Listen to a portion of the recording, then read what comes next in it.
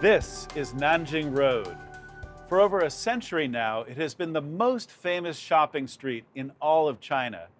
But in 1949, this road had a not-so-glamorous side. Despite being a bustling street, Nanjing Road was in a bad condition. The street hadn't been repaired for years. Under the pressure of the tall buildings on both sides, the street was sinking each year. After each heavy rain, the street would be completely paralyzed and turned into a stinking sewage pond.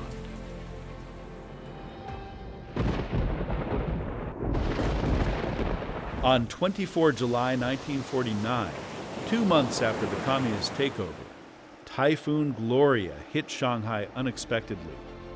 The entire low-lying part of the city was flooded. Nanjing Road was among the most seriously hit. After the natural disaster, the new government of Shanghai decided to repair the road, a problem which had remained for 20 years. When the news was out, Western residents raised their doubts.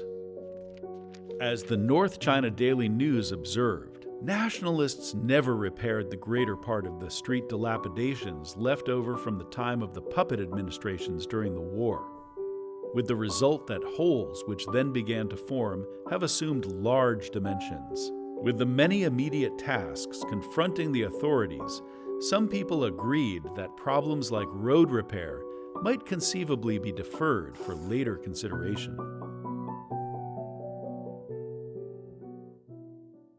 Above all was the doubt that the new government was capable of managing Shanghai. These doubts can best be summarized by the words of an American consulate employee who was interviewed years later.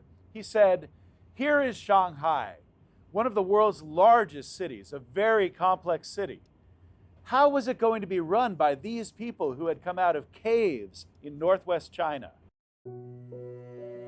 The doubts reflected its times. It also reflected the harsh reality facing Shanghai at the time. Shanghai was still in great danger from nationalist air raids and a blockade. An American doctor living in Shanghai at the time wrote to his family, describing the effect of the air raids on city life. "We continue to live in stirring and disturbing times. We live in a city which at one moment may be peaceful, and the next may be physically and psychologically in utter confusion. Under those circumstances, road repairs seemed like a trivial matter and should be postponed." But to everyone's surprise, by the end of November, the repair work was completed. According to the North China Daily News, the major downtown project was unprecedented in magnitude for many years. Pedestrians, busmen, transportation company employees, as well as pedicab men, and commercial firms on both sides of the street voiced enthusiasm on the completion of the project. Besides the speed, another significant feature of that project is that domestic instead of imported building materials were used. The newly paved street surface was built with cosmetic cement, which would have a longer durability than imported asphalt. The road repair was one of many achievements of the new government in the first few months after they took over control of Shanghai. It was precisely the attention to details and the people-oriented vision that helped the communists win the hearts and minds of the Chinese people. New York Times journalist Walter Sullivan sent out his observation. Despite last spring's predictions of a crisis by wishful thinkers from the West, the Chinese communists have won the first round of their battle in Shanghai.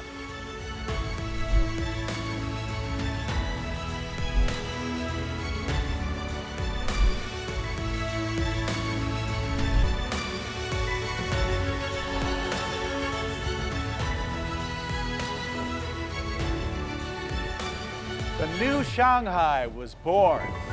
No one at the time could imagine what the city would look like more than 70 years later. In 2019, part of Nanjing Road was closed by the city government. This time not for repairs, but for renovation. The city broadened and extended Nanjing Road walkway to increase business activities and to allow more pedestrian traffic. Now it leads directly to and has a clearer view of the most iconic symbol of the new Shanghai.